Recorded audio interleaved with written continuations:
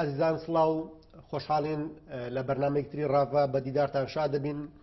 تەوەری بەرنامەکەمان خوێندنەوەی دروشم و کردداری حیزبەکانە لە دوای هەڵبژاردنەکان بە میوانداری زۆر بەڕێز سەرۆر جەلیل شرۆفەکاری سیاسی. کاک سەرۆر خۆشحاڵین و بەخێر بێت. من زیاتر سوپاس بۆ کاک سەرۆر، لە ببنەی ئەو دۆخە سیاسی کە لە کوردستان هەیە، ئەو ئازادیە، ئەو فرەیی کە لە بوونی ژمارەیەکی زۆر لە حیزبی سیاسی هەیە، دروشمی زۆرە زۆرە بینین و فەزای گشتی کۆمەڵگەی کوردستان بە تایبەتی لەلایەن حیزبە سیاسیەکانەوە تەنراوە بە کۆمەڵێک دروشم بۆی کە ئەوان ئەگەر خەڵک دەنگیان پێ با، ئەگەر خەڵک متمانەی خۆی بەوان بسپێرێت ئەوان چی بۆ خەڵکەکەن. خوێندنەوەی تۆ بۆ لە شێوە گشتێکە بۆ دروشمی حیزبەکان چیە؟ بۆ نمونە بە تایبەت هەندێک لە هێزە سیاسیەکان بەڕاستی زۆر جار هەوڵێن کە دروشمە نیشتیمانیەکان کەم بایەخ بکەن و هەندێک شتی تر کە ڕەنگە شتی ڕۆژانەی بن لە لای خەڵک زۆر گەورەیەکەن و وهای پیشانێن ئەگەر ئەمان خاوەنی متمانەی خەڵک بن، ئەگەر ئەمان هێز بن، ئەگەر ئەمان لە پەرلەمان فراکسیۆنێکی گەورەیان هەبێ، ئەوان ئەم دروشمان بۆ ئەنەکەن بەکردار. تۆ خوێنەوەی تۆ چی بووی کە ئایا بەشێ لەو هێز سیاسیان نەتوانیوانە ئەو دروشمانی کە بەرزێکەنەوە بە تایبەتیش با لە بنی دوو قەوسا بڵێن ئەو هێزانەی کە شێوەیەک لە هێزی پۆپۆلیستیان وەرگرتووە، یعنی خەڵک بە ئاشکرا ئێستا هەسەکا کەم هێزانە هێزێکن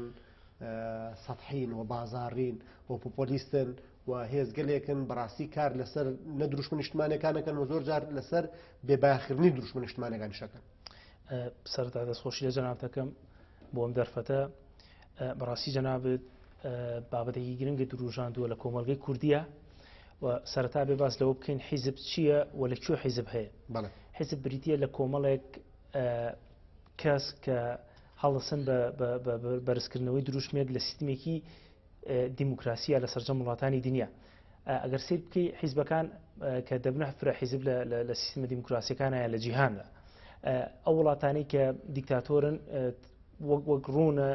تاک حیزبی و تاگڕەوی تایە حکومەکە. ئەگەر سێری هەرێمی کوردستان کەین، یەکێکە لە وڵاتانی کە وڵاتێکی دیموکراسیە، ئەگەر فرا حیزبی پێوەرێک بێ لە پێوەرەکانی دیموکراسیەوە، هەرێمی کوردستان یەکێک لە مەرجە هەرە گرنگەکانی فرا حیزبی و یەکێک لە مەرجە گرنگەکانی دیموکراسی تایە. لە کوردستانیش ئەبینین ئێمە تقریبی بەنزیکی بە پێی ئەو مۆڵەتانە بێکە وەزارەتی ناخۆی داوێتی بە حیزبەکان و ڕێکخراوەکان و ئەو لایەنانەی کە کاری سیاسیەکەن بە نزیکەی 25 بۆ 30 دامەزراوەی حیزبی هەیە. ئەتوانین تەصنیفی حیزبەکانی هەرێمی کوردستان کەین بۆ دوو بەش یەکەمیان بریتە لەو حرەکانی کە حرەکەیەکی نیشتیمانی نەتەوەین لە ڕابردووە شۆڕشیان کردووە لە بنیادنانی حکوومەتی هەرێمی کوردستاندا دەستیان هەبووە و لە چاکسازی و بنیادنانەوەی کوردستان لە پاش ساڵی 2003 دەوری کاریگەریان هەبووە. ئەمە بەشی یەکەمیان. بەشی دووهەمیان بریتە لەو حیزبانەی کە حیزبێکن هەڵگری دروشمی چاکسازی و باشکردنی ژیان و گوزەرانی خەڵکە کە بەشی دووهەمی حیزبەکانی هەرێمی کوردستانە. ئەگەر لە یەکەمیانەوە دەست پێ بکەین پارتی دیموکراتی کوردستان، ئەگەر بەپی هەر سێوەری شۆڕش بێت، پێگەێنانی حکومت بێت و بنیادی هەرێمی کوردستان بێ، لە دەستەی یەکەمیان حسابەکرێ پارتی دیموکراتی کوردستان بە درێژایی مێژوو توانیوێتی لەگەڵ میلەتی خۆی بڕوا و هەڵگری سەرجەم پرۆژە شمولیە گشتگیریەکانی هەرێمی کوردستان بێ. هەم ئەگەر بۆ نمونە سەیرێکی دروشمی ئاخر هەڵبژاردن و هەڵبژاردننی بەشداریکردنی پارتی دیموکراتی کوردستان لە هەڵبژاردنەکانی هەرێمی کوردستاندا ئاخر دروشمی هەم بۆ ناوخۆ هەم بۆ دەریشەوە بریتی بۆ لە کوردستانێکی بەهێز. کوردستانێکی بەهێز بە مانای چی؟ کوردستانێکی بەهێز ئەگەر سەیری بکەین لە ڕووی شیکردنەوەی وشەکاریەوە بۆ بکەین، کوردستانێکی بەهێز بە مانای شمولیکردن یان گشتگیریکردنی کوردستانە لە هەموو بوارێکە، لە بوارەکانی پەروەردە، هەلی کار، ئارامی، تەندروستی، پیشەسازی، کەلتوری و لە ناویشە هەکبەیەکی تر هەیە لە پرۆژەکە کە بریتە لە چاکسازی کە حرەکەکانی تر کە دامەزراون لەسەری کە بەشی دووهەمی حیزبە سیاسیەکانە هەرێمی کوردستان لە ژیانی سیاسی هەرێمی کوردستانە کە بریتە لە چاکسازی پارتی دیموکراتی کوردستان. ئەمەی کردوتە مەنەفێستی یەکەم لە ئیشەکانی بۆ داهاتی کوردستان و پێکهێنانی کابینەی حکوومەتی تازە. هەرچی ئەگەر سەیری هەندێک لە حیزبی ترکەین هەڵگری چەند دروشمێکن کە ئەتوانین بڵێن تەرکیزی تەواویان لەسەر ئەو دروشمانەیە بۆ نمونە ئارامیان هەلی کار یان چاکسازیان هاوپەیمانی بۆ چاکسازیان هاوپەیمانی بۆ دیموکراسی یان سوزانم پلانی استراتیژی و چەند ساڵە بۆ هەرێمی کوردستان کە من پێم وایە ئەمانە حرەکە پۆپۆلیستیەکان ئەیکەن لە جیهانە کە لەگەڵ دقە و سەعات ئەڕۆن ئەم حرەکانە حرەکەی پۆپۆلیستی کە هەیە لە جیهان کاک سەربەز بۆەوەی بۆ جەنابتو بۆ خەڵکی ژۆن بێ حرەکەی پۆپۆلیستی بریتین لەو حرەکانەی کە بە دقە و بەسانیە ئیتیجاهی سیاسی خۆیان ئەگۆڕن کەواتە ئەمە ئەمانگەێنێت ئەوەی کە حرەکەی پۆپۆلیستی حرەکەیەکی تاکتیکیە حرەکەیەکی استراتیژی نییە بەڵام ئەگەر سەیری پارتی دیموکراتی کوردستانگەی حرەکەیەکی استراتیژیە لەبەر ئەوەی هەڵگری بیری نەتەوەییە کە ساڵەهای ساڵ هەموو بۆ ئەوەی ڕوون بێ هەموو حیزبەکانی کوردستان کە دامەزراون بۆ حیزبانەشەوە کە پیانەوترێ کە خۆیان بە حرەکەیەکی نەتەوەی دانێن بەڵام لە کردارە حرەکەیەکی پۆپۆلیستین بریتی بۆ لە هەڵگرین نەتەوەی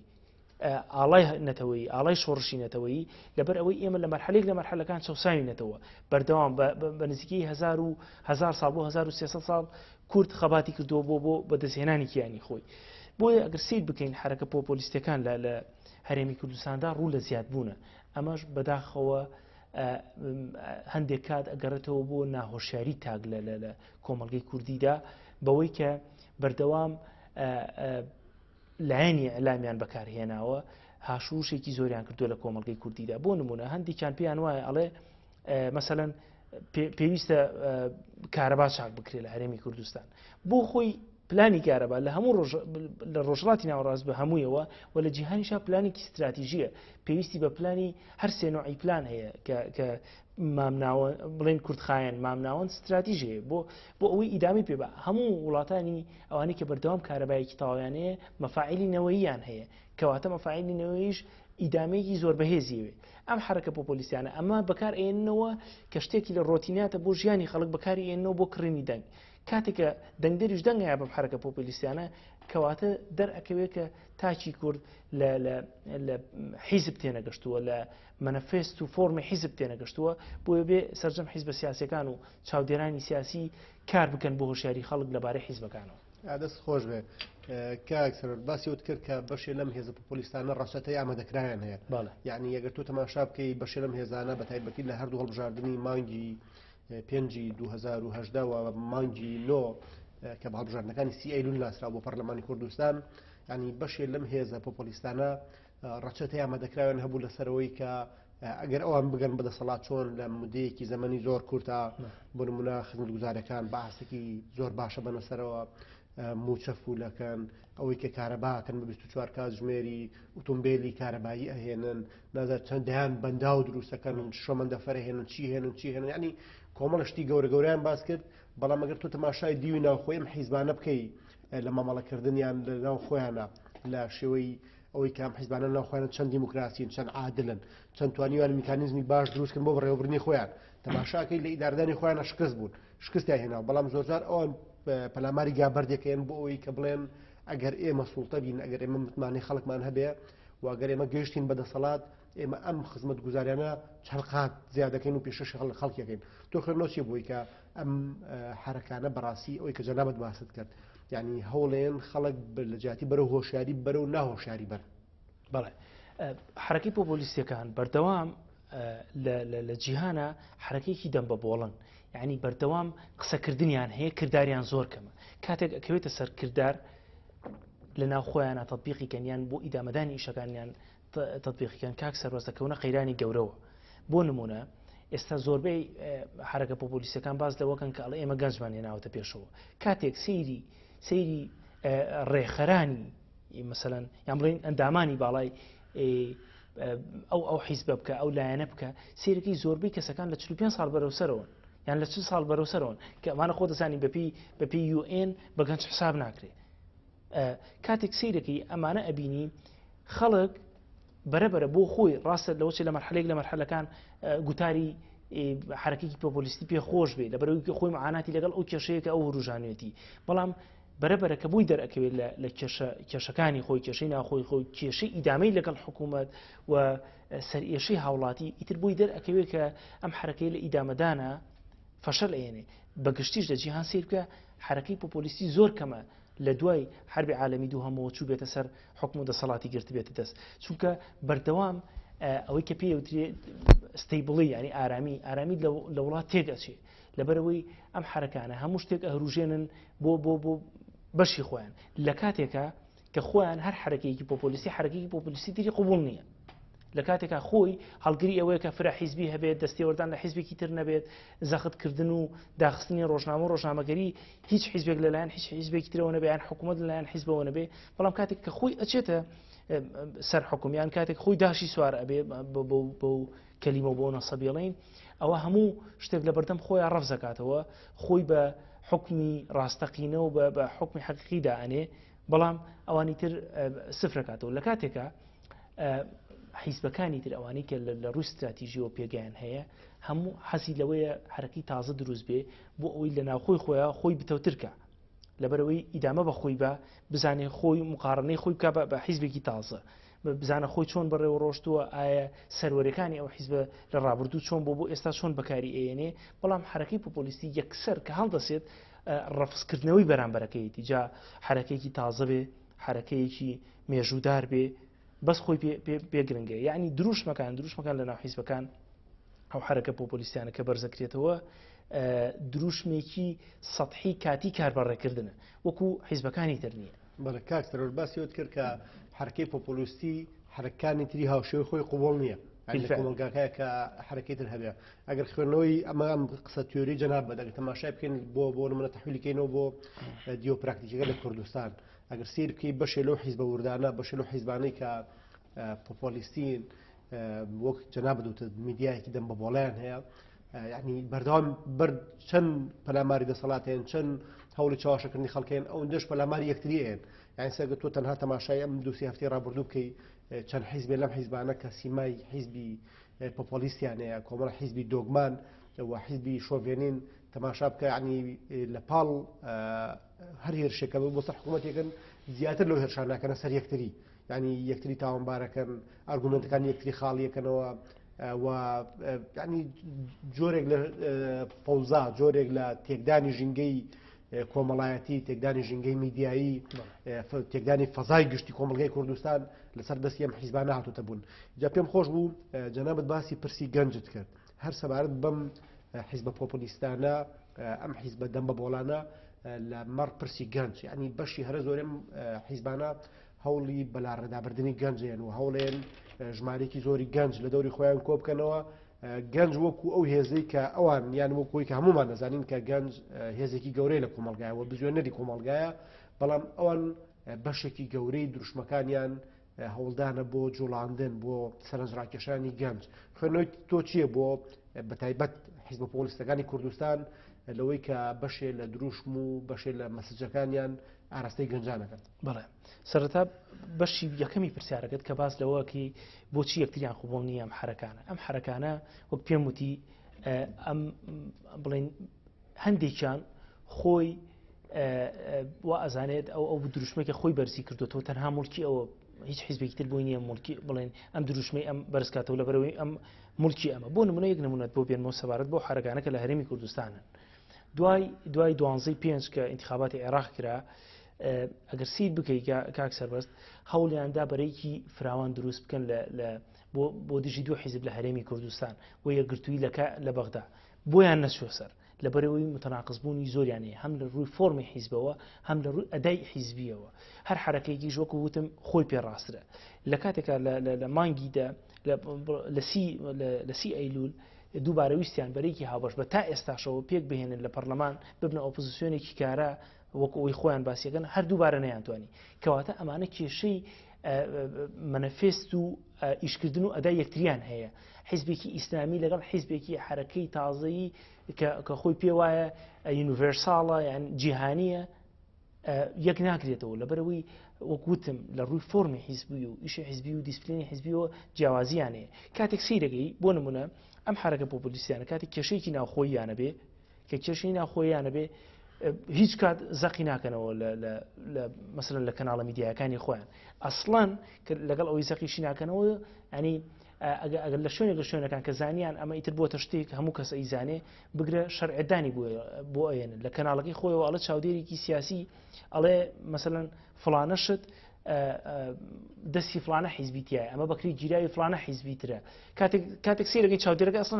ناسین کێ هەر ئەڵێ چاودێر ئایا تۆکە سەرچاوێک نەویست ناوەکەی خۆی بڵێ سەرچاوەیەک نەویست خۆ ینی ئەمە بۆتە مۆرکێک لە کاری میدیایی ئەمڕۆ لە کوردستانە سەرچاوەیەک نەویست کاری خۆی ببینێ ئەمە بۆ خۆی مستاقیتی کەناڵەکە حیزبەکە ئەخاتە مەترسیەوە بۆ نمونە من چاودێرم ڕەنگە سەر بە حیزبێکی دیاریکراوە چێڵە من لە بەرژەوەندی و حیزب قسە ناکەم ئێخۆ یەکی تریش ناوی هەر چاودێرم من چوزانم یعنی خەڵک چوزانی ئەگەر من هاوڵاتیەک بم هەردووکمان جیاب بکاتەوە کە بزانە قسەی کاممان ڕاستە سەبارەت بە بەشی دووەمی پرسیارەکەت کە لە بووە معنی باسی گەنجە ئەگەر سیر بکەین ئەو حیزبانەی کە لە ڕابردوودا هەبوون کە کاری حیزبیان کردووە زۆربەی تەرکیزیان لەسەر گەنج بۆ چکە خۆت ئەزانی لە هەر وڵاتێک گەنج داینامۆی گەشەسەندنی وڵات و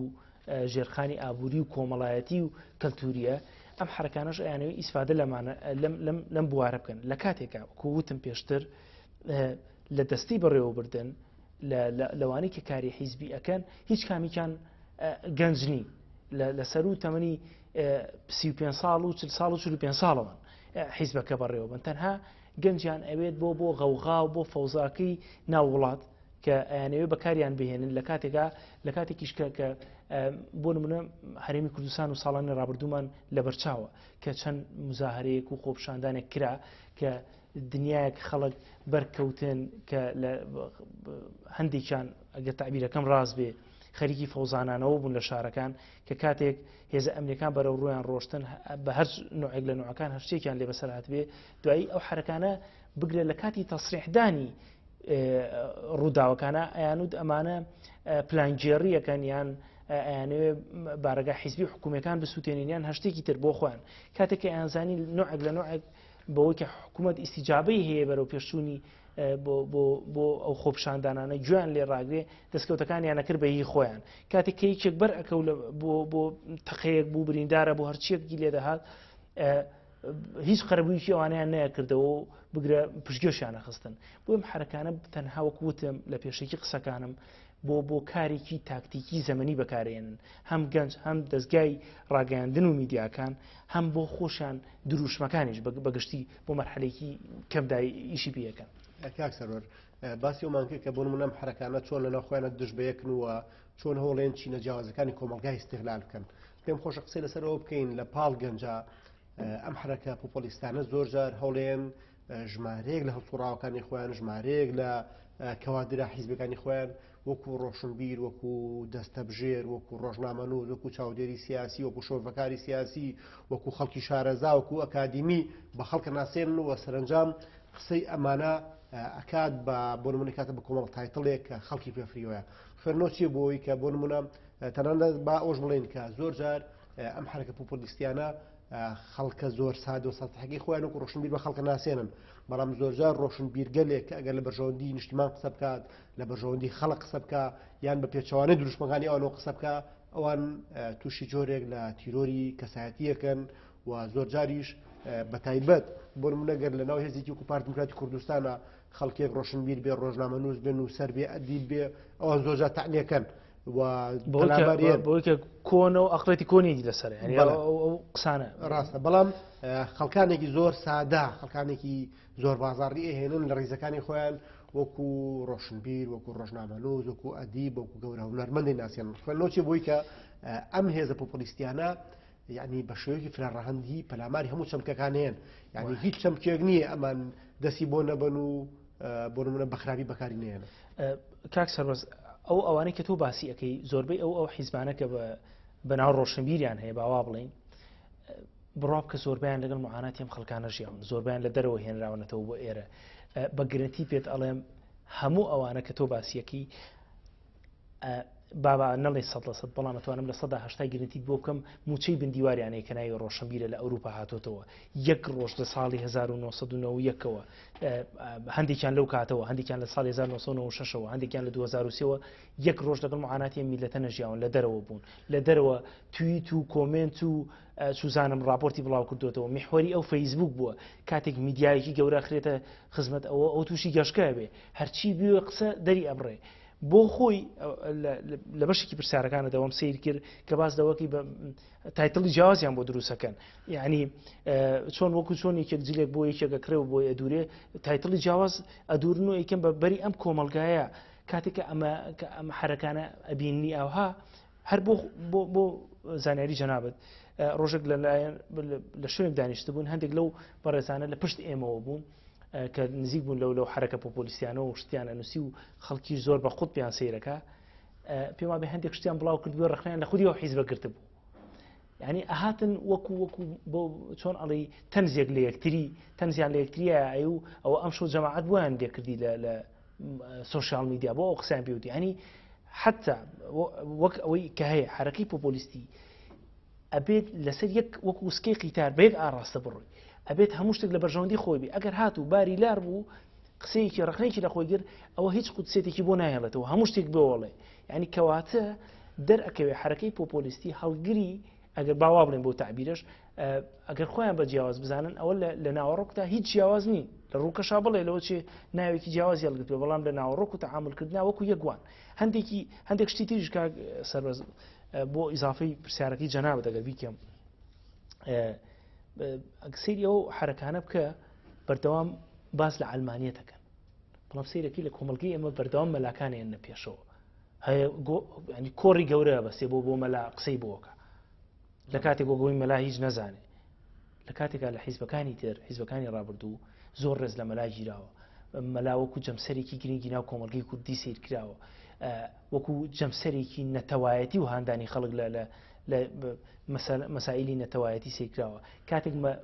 ئەبینی لە خەڵکێکی تر کۆڕی بۆ مەلا بەستوڵێ ئەبێ دەستە پاک و دزی نەکەیت و چی ئەوە کە هەیە لە کۆمەلگەی ئێمە بۆیە شتەکان بەڕاستی وەکو ئەوەی کە هەیە هەم مەسائلی حیزبایەتی هەم مەسائلی تایتڵی بڵین تایپی جۆری حیزبەکانیش لە کۆمەلگەی ئێمە وەک هەر شتێکی تر تێکەڵ کراوە بۆ هیوایی کە خەڵک بتوانێ یان کە ئێستا ئێمە لێرە دانیشتین بتوانین خەڵک بەشی خۆی هۆشیارکەینەوە لەو گێژاوی کە تێکەوتووە لە هەڵبژاردننی حیزب لە هەڵبژاردننی دروشمی حیزب لە هەڵبژاردننی چۆن ئەڵی کاتی ئینتیخابات و دەنگدانیش بە حیزبەکان کاگە سەرڕەکەم خۆشە هەر سەبارەت بۆی کە ئەو دۆخی لە کوردستان هەیە و دروشمی حیزبەکان و کردداری حیزبەکان قسەی لەوە بکەین کە بەڕاستی چەمکی میدیاش یعنی ئەگە تەماشا بکەین ئێستا لە کوردستان بەشی هەموو هێزە سیاسەکان میدیان هەیە بەڵام بۆ نمونە ئاشکرا بینی کە بەشێ لە هێزەکان بۆ نمونە هێزیکی کوبارەتی دموکراتی کوردستان میدیای هەیە بەڵام میدیاکەی لە خزمەتی گشتپرسیە لە خزمەتی پرسی سەربەخۆییە لە خزمەتی هێشتنەوەی قواری سیاسی کوردستانە بەڵام میدیا هەیە یان زۆرجار با سوشیال میدیاش بخێنە ناو ئەم بابەتەوە کە میدیا و سوشیال میدیا هێسێ بەکارهێنێ بۆ دروستکردنی دوودڵی دوردۆنکی و نامۆبوونی خەڵک نەمانەی متمانە و شپرزەیەکی دەرونی لای خەڵک خەنۆچیە بۆی کە بۆ نمونە ئەم هێزانە دەست لە هیچ شتێ ناپارێزن هەروەی کە لە پرسیار یەکەمیش باسم کرد کە یعنی هەموو چەمکەکانی ئەم وڵاتە هەموو ئەو شتانەی کە دەسەبەرن و قابلیۆن خزمەتی پێ بکرێ ئەمانەی گۆڕن بۆ کەرەستەیە کە بەڕاستی کەرەزێکی بۆ نمونە من ئێستا لە دەستی یان لە بەکارهێنانی بەشێ لە کەناڵەکانی ڕاگەاندنەوە بینم میدیا لە میدیایەکی خزمەت گوزارەوە لە میدیایەکی نیشتیمانیەوە گۆڕاو بۆ میدیایەکی مرۆڤکوش بۆ کراوە بۆ بە ئامرازێ بە کەرەستەیە کە میدیا یعنی دڵە ڕاوکێ دوودڵیەک دڕدۆنگیەک بێتاقەتیەک جۆرێک لە بێزاری فەوزایەکی پڕ لە ژاوی دروست کردووە کە هەوڵ ئەهات وەرگێر دانیشتوانی هەرێمی کوردستان هاوڵاتیان بەگشتی یعنی لە جیاتیەوەی میدیا ببێ بە کەرەستەیەک بۆ پێدانی زانیاری میدیا بێ بە کەرەستەیەک بۆ کات بەسەربردن میدیا بێ بە کەرەستەیەک بۆ هۆشیاری و ڕۆشنبیرکردنی خەڵک میدیا بۆتە کەرەستەیەک بۆ هاتوو هاوار بۆ سەرلەشێوانی خەڵک خوێنەوەی تۆ چی بووی کە ئەم ئامرازە بەم شێوازە خراپە خراوەتە گەڕ کاک سەربەست بەگشتی وەکەوەی کە هەیە کە بینداوە لە هەرێمی کوردستان وەکو وتم تێکەڵیەکێ لە سەرجەم شتەکانی بواری ژیانی خەڵک هەم لە بواری مافەمەدەنی و سیاسەکان هەم بە مافە کۆمەڵایەتەکانیش کە هەیە میدیاش بەشێکە لەوە ئەگەر سیر بکەی پارتی دیموکراتی کوردستان وەگەوەی کە جەناب دێڵی کاتێک کە ڕخنەیەکی لێگیرێ لایەن حیزبێکەوە بەم ڕۆژگارە بەم ساڵ و مانگانە کە قسە بە پارتی دیموکراتی کوردستانە دێ میدیای پارتی دیموکراتی کوردستان نەکراوەتە مەدفعێک بۆ لێدان لە خەڵکی تر ئەسڵەن هەر جوابی نایەتەوە چونکە ئەو بۆ خۆی بەرچاوی ڕوونە ئەزانێت چی ئەکا ئەزانێت کاری خۆی چۆنە ئەزانێت لەکوێ قسە بکە و لەکوێ هەڵسو کەوت و دانیشتن بکە بۆیە ئەمە بۆ حیزبی سیاسی زۆر گرنگە یەکێکە لەو خاڵانێکی ئەبێ حیزبی سیاسی بەرچاوڕوون بکرێتەوە لە هەموو دنیا حیزبی سیاسیە شەقامە جوڵێنێ بەس لای ئێمە شەقامە حیزبی سیاسیە جوڵێنێ یعنی کەواتە حیزبی سیاسی نەبووە داینامۆیەک بۆ جوڵاندنی خەڵک بۆ ئەوەی خەڵک وشار کاتەوە خەڵک بێنێتە سەر ڕێگەی ڕاست هەم لە بیرکردنەوە هەم لە هەڵسوکەوتکردن هەم لە ئینتیما ئێمە ئێستا بۆ نمونە بەداخەوەکەوە ئەڵێم ئەم حرەکە پۆپۆلیستیانەوەیان کردووە لە هەندێک منتیقەی هەرێمی کوردستان بەگشتی هەمووی ناڵێم هەندێک منتیقە ئەڵێم ئەزمەی ئینتیما دروست بۆ لێرە ئەزمە ئینتیما لێرە بۆ بە موچەیە کە بڵێ حاشا لە کوردبوونەکەم حاشا لەو جلانی کە لەبەر مایە جلی کوردیە باشە لە مێژۆکەمەکەم وا بڵین ئەم قسەیە بەرامبەر بە حکوومەتی هەرێم ماڵین کە وەکو حکوومەتی هەرێم وەکو چۆنەڵی شخصێکی معنەوی سیر بکەین ئەچی بە باو باپیرانی ئەڵێ ئەگەر مابن ئەگەر هەبن لە بەردەمیا بن ئەڵێ حاشا لە ئێوە کەمیان حاشا لە جلوبەرگیەوە کەم ئەو خەباتی کە باوکی کردوێتی یان حتا چینی ئافرەتان و ژنان کە کردویانە لە کۆمەلگا ئایا چی بەوانەڵێ بۆ ئەم حرەکە پۆپۆلیستیانە قوربانەکەی جەنابەت باست کرد کە ئەم حرەکانە هیچ قوتسیەتێک بۆ هیچ شتێک نایانەوە دەست بۆ هەموو شتێک درێژەکەن کەواتە ئەمە ئەزمەیە بۆ خۆی لە حیزب یەکێک لە ئەرکەکانی حیزب بریتە لە پەروەردەکردنی کۆمەڵگە بە پێی ئەو فەرهەنگە ئەو دابوونەریتی کە ئەو کۆمەڵگەیە هەیەی ینی ئەگەر سەیری شتێک بکەین لە ئەو حرەکانە کە هەیەە بەردەوام باز لەوە ئەکەن کە فەرهەنگ دروست بکرێت دەست بە مەسائلی نەتەوەییەوە بگیرێت لە کاتێکە لە ناوەڕۆکە خۆیان بەردەوام هاوردەکەری بڵین کەلتوری وڵاتانی ترن بۆ لای ئێمە کاکسەرۆر زۆر جار ئەمانە بەناوی نوێگەریەوە ینی بەڕاستیە کە تەماشا بکەی باشترا لە خیتابی کوردیێن و لە پرسی سەربەخۆیێن و میدیایان کردو بە ئامرازێک بۆی کە هەرچی جوانی پیرۆزی لە وڵاتەیە ئەوان کردوانە بە ئامانج و لێن ینی خوێندنەوەچێ بۆمە کاکسەر ڕۆژبان نمونەوەی بۆ جەنابەت بێنمەوە سەر ئەو قسێ یابان با بە نمونە بینینەوە یابان ئەگەر ئەڵێن ئەمە شتێکە تازە وتراوە بەزم بۆ خۆم تعلیقم هەیە لەسەری نازانم چۆن بەس بە هەروەنێکی مەفهومەکە بکە ئەڵێ یابان ئەگەر ڕۆژهەڵاتی ناوەڕاست 100 ساڵ لە پێش ئەوروپاوە بێ ئەو ئەوروپا ئەمریکا 100 ساڵ لە دوای بڵێ 100 ساڵ لە دوای ڕۆژهەڵاتی ناوەڕاست 100 ساڵ لە دوای ئەوروپاوە بێ ئەو ئەمریکا و ئەوروپا 100 ساڵ لە دوای یابانە ئەمە نەزەریەکی وایە لە کاتێکە خۆت ئەزانی قەومی یابانی قەومێکن کە لە هەموو شتێکا ئیدعاکەن لە کاتێکیشا لە هەمان کاتە قەومی یابانی یەکێکن لەو قەومانەی کە دەستیان زۆر بەدابوونەریتەوە گرتووە تا ئێستا سەر بۆ یەکتری دانوێن لە جیاتی سەلامکردن تا ئێستا تەحەفوزیان بە جل و چۆنێتی خانۆکی خۆیانەوە کردووە لە کاتێکیشا بەردەوام میلەتێکی نوێگەرن کەواتە ئەمە تەنها بۆ کاربەڕێکردنی خۆیان و سەوتکۆکردنەوەی خۆیانە لە ئیشەکانیاندا یەکێک لە ئەزمەکان کە حرەکەی پۆپۆلیستی تێکەوتووە کاک سەربەست سۆشیال میدیا بەڕێوەیە بات ینی معقولە قەراری حیزبێک لە سۆشیال میدیاەوە بێ دەربچێت لە کاتێکا یەکێک لە ئەرکەکانی حیزب یەکێک لە ئەرکەکانی کادربریتە لە نهێنی پارێزیکردنی حیزب کار و چالاکیەکانی حیزب کەچی حرەکەی پۆپۆلیستی لە هەرێمی کوردستان بەداخەوە کە باش نازانین سۆشیال میدیا بەکاربێنین ئەمانش ئیستیغلالی ئەم ڕەئی خەڵکیان کردووە ئەم بەکارهێنانەی خەڵکیان کردووە لەوێەوە تعلیمات و ئیتیجاهێتی خۆیان و ڕۆیا و دنیابینینی خۆیان بۆ سیاست لە هەرێمی کوردستان پیشانێن ئەمەش بووە فەوزایەک و سەرلێشێوانێک بۆ خەڵک بۆیە حرەکەی پۆپۆلیستی ئەگەر لە جیهان ڕوویەکی خراپی هەبێ ئەوە لە کوردستان ڕوویەکی زۆر خراپتری هەیە بەداخەوە ئیستیغلالی وەک ئەوی جەنابەت دووبارە ئەڵێم کە ئیستیغلالی هەموو شتێکیان کردووە مەسائلی نەتەوەیی ئەوی لایەنگرن نەبێ مەسائلی نەتەوەییە چونکە ئەوان بڕوان وایە مەسەلەی یونیڤێرساڵ یان ئەوەی جیهانی بوونیان بەلاوە گرنگە تا نەتەوەیی چونکە ئەڵێن مەسائلی هیچ شتێک نەماوە لە دنیا باسی مەسائلی نەتەوەییکە لە کاتێکە ئەو دنیای ئەوان باسی ئەەکەن زۆربەی هەر زۆری دەوڵەتەکان بەهۆی مەسائلی نەتەوایەتیەوە بوون بە خاوەنی دەوڵەت زۆربەی میلەتان کاکسەر هەتا ئێستا هیچ کەسێ لەو دەوڵەتانە بوون منە باز زۆر پێشکەوتوش بوون ینی بوون دەوڵەتی خۆیان ڕەت نەکردوەوە تا ئێستاوان بوون منە ئەمریکیەکانە بەریتانیەکانە ئەڵمانیەکانە فەڕەنسیەکانە حەج دەوڵەتی لە دەوڵەتانی دنیا بگری هیچ کەسێ دژی قوارەکەی خۆی یان قوارەکەی خۆی هەڵەوەشانەوەتوانێت بڵێ بوون منە زەمەنی دەوڵەت زەمەنی سەربەخۆی نەماوە ئێدە بەداخەوە لە هەرێمی کوردستان کرا بۆ معلوماتت یەکێک لە ئەزمەکان کە هەرێمی کوردستانی تێدایە بۆ کاری حیزبی نەبوونی دەستورە لە ناو دەستوریشە دانانی ڕێدلاینێکە یان خەتێکی سوورە بۆ بزانی لەسەر چ نوع قسە ئەکرێ جارێکیان لە BBC سەردەمی داگیرکردنی عێراقە 2003 بوو تۆنی بلێر سەرۆکوەزیرانی بەریتانیا بوو کارمەندێکی BBC پێوەدوتی ئەڵێن سەربازەکانی بەریتانیا تاوانی دژی جەنگیان کردووە لە عێراق دوای چەند ڕۆژە کارمەندەکەی BBC دەرکرا وتیان تۆ چۆن قسە ئەڵێیت بە کارمەندێک بە سوپای بەریتانیا قسە ئەڵێ لە کاتێک ئەو خەبات بۆ ئازادیەکە لە عێراق و نێشتنی دیکتاتۆرێکە دەریان کرد کەواتە ئەمە خەتڕەجعیە بۆ کەناڵێکی ڕاگەیاندنی داهێنرێ بۆ حیزبێک داهێنرێ بۆ کەسێک و بۆ شخصێک داهێنرێ بەڵام بەداخەوە هەرێمی کوردستان و تاکەکانی ناو حیزبەکانی هەرێمی کوردستان پێشەلی هەموو بنەمایەکی سیاسی ئەخلاقی کۆمەڵایەتی نەتەوەییەکە دەستی تۆ خۆش بێ بۆ هیواین کە زیاتر لە داهاتوە بتوانین تیش بخێنە سەرەوەی کە بەڕاستی چۆن ئەم هێزە پۆپۆلیستانە کۆمەڵگەی کوردی بەلاڕێە بن و بەڕاستی زەرێکی گەوریان لە کۆی فەزای کۆمەڵگەی کوردیاوە بە لە ڕادەبرنی خەڵک سواز بۆ جەنابەت کە لە بەرنامەی ڕاڤامە دەبوت دووبارە سواز بۆش من خۆشحاڵ بووم سواز بۆ کاکسەرۆر جەلیل شرۆڤەکاری سیاسی خۆشحاڵ بووین ئازیزان تا بەرنامەیەکی تر تا ڕاڤەکردنی پرسێکی تر بەخواتان ئەسپێرین و خواتان لەگەڵ